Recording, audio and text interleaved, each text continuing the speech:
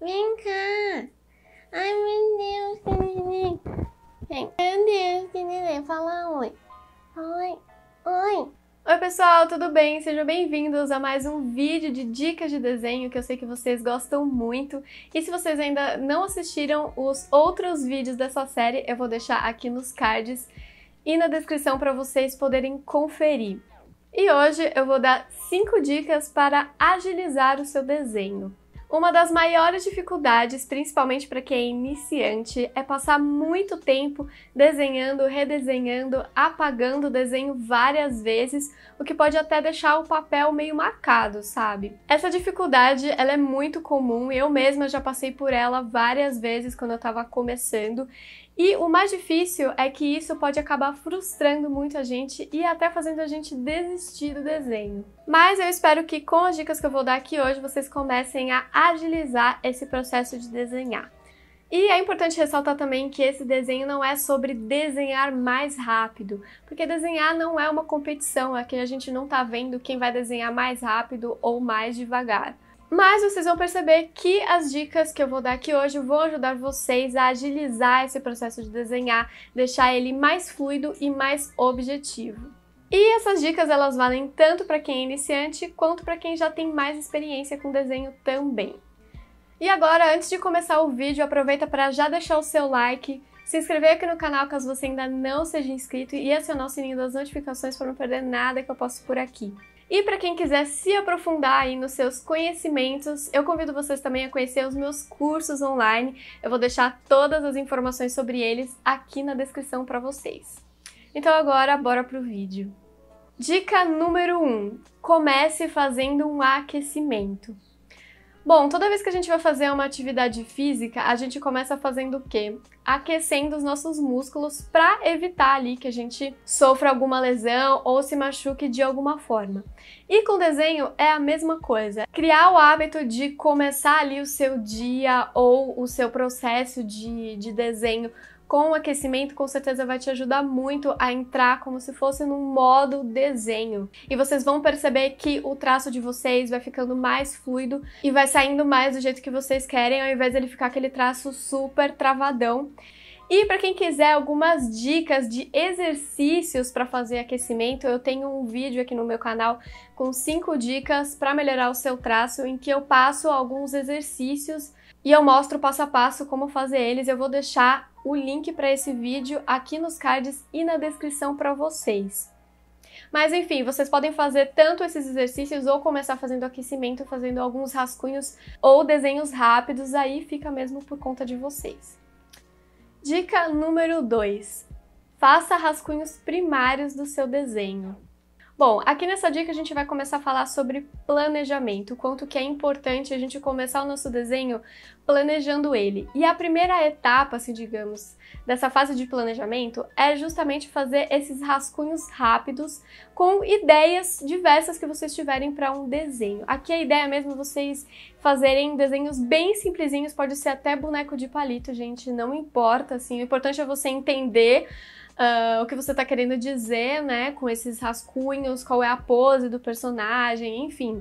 Aqui vocês vão explorar, por exemplo, as diferentes poses, enquadramentos, ângulos, cenários, enfim, tudo que vocês quiserem adicionar de elementos também no seu desenho, esse é o momento de você fazer ali um rascunho rápido para definir o que você vai colocar. E aqui mesmo a ideia é você fazer diversos desses rascunhos, desses testes, para vocês verem qual que funciona melhor, qual que fica mais legal, antes de vocês começarem já o desenho final, né?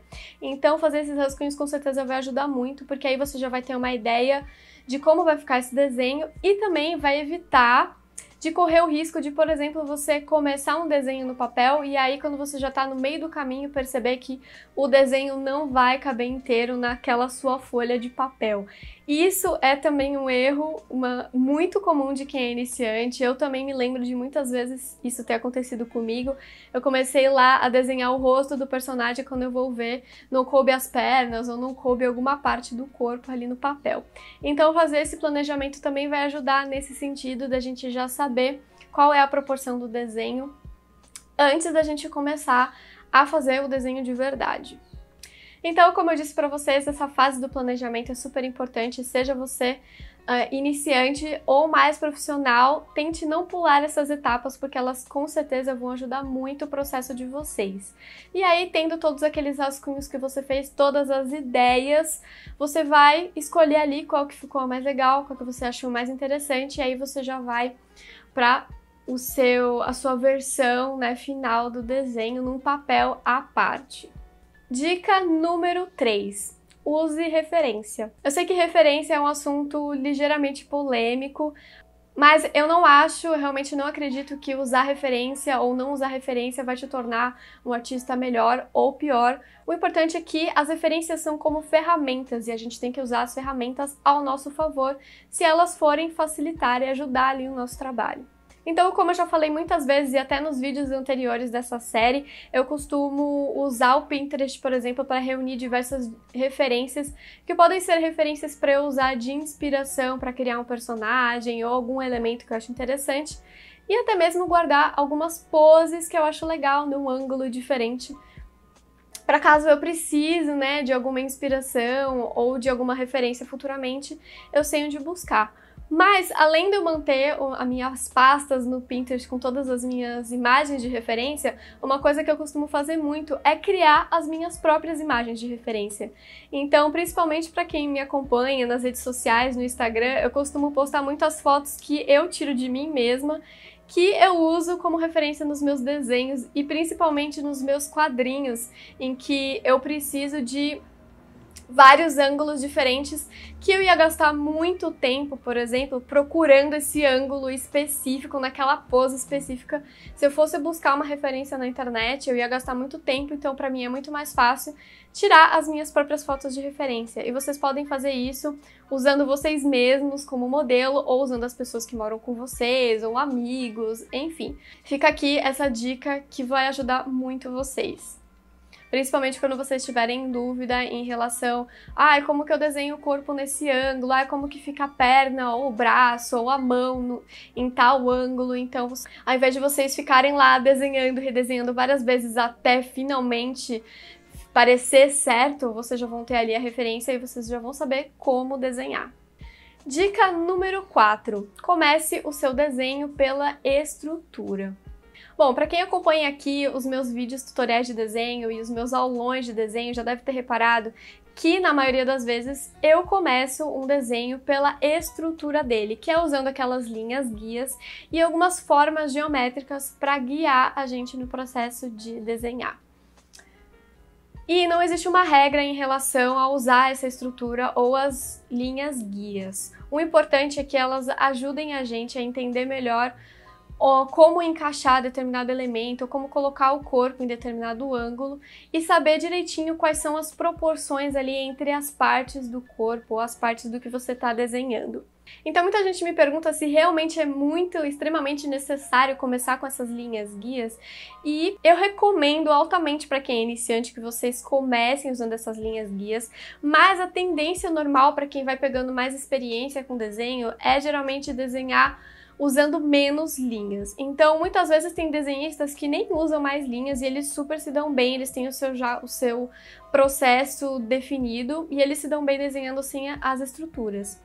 Mas mesmo quem é mais experiente, às vezes gosta de começar com a estrutura justamente para guiar e para ajudar ali na hora de começar o desenho, para já não começar o desenho e depois, como eu falei para vocês, descobrir no meio do caminho que a proporção não tá legal, enfim. Então, vocês vão ver que nos meus vídeos, né, principalmente nos meus vídeos em que eu tô ensinando, que eu tô fazendo um tutorial, eu gosto justamente de mostrar como essas linhas guias podem ajudar a gente. E quando eu tô fazendo desenhos mais pra mim mesmo, usando o meu processo natural de desenhar, eu acabo usando menos linhas guias, mas é porque eu desenho há muito tempo e eu já tenho bastante prática, então eu consigo visualizar o desenho de outra forma. Mas desenhar as linhas guias não faz você também melhor ou pior do que outros desenhistas, sabe? O importante é que você use as ferramentas para ajudar vocês, independente também do seu nível de habilidade.